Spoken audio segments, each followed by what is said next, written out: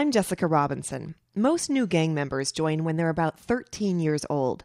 They think the gang will give them prestige, a sense of belonging and protection. But it often doesn't pan out that way.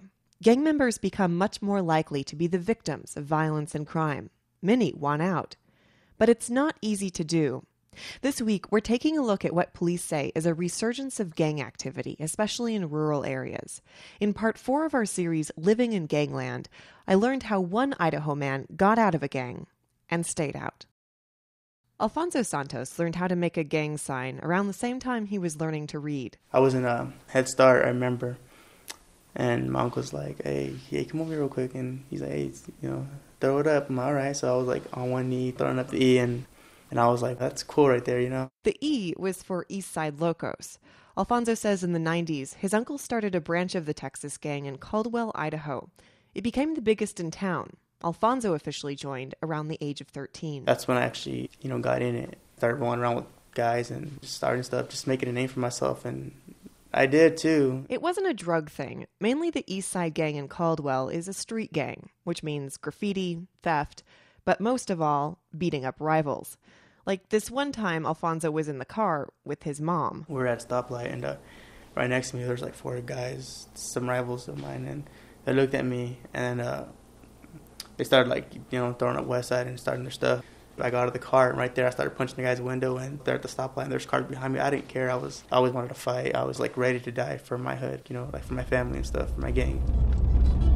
Alfonso takes me on a drive around town to some of the places he hasn't been to in a while. Where you were living? Yes, we were there. Back then, Caldwell police were still trying to figure out how to respond to the sudden rise in gang activity in the small town.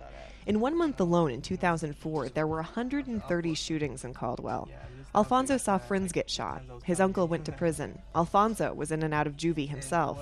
His mom begged him to stop, especially after the 4th drive-by shooting on their house. Those rooms got hit, and that was my mom's room. It was horrible. It was around then that Alfonso says he began to realize something.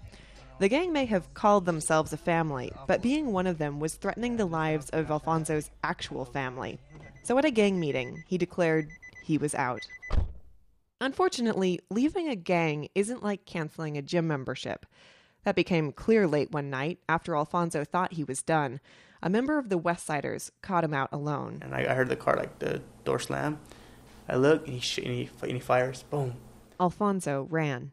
He was just shooting rounds. Until one grazed his ankle. And I fell. He was there on the pavement when the rival gang member caught up with him. He turned me over and puts the gun in my face. And I was just there looking at him. And he just smirked, you're done, dude. And just pulled the trigger. And it clicked. No more bullets.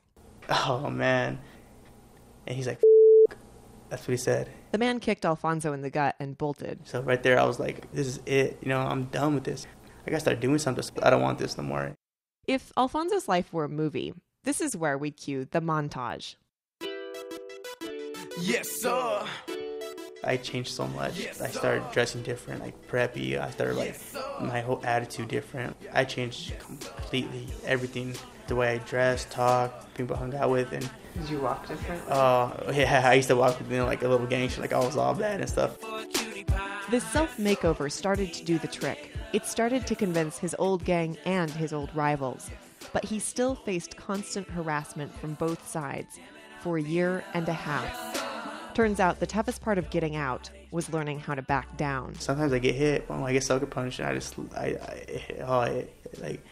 feel like I lost my pride. I felt like crap, the whole year and a half, it was stuff like that.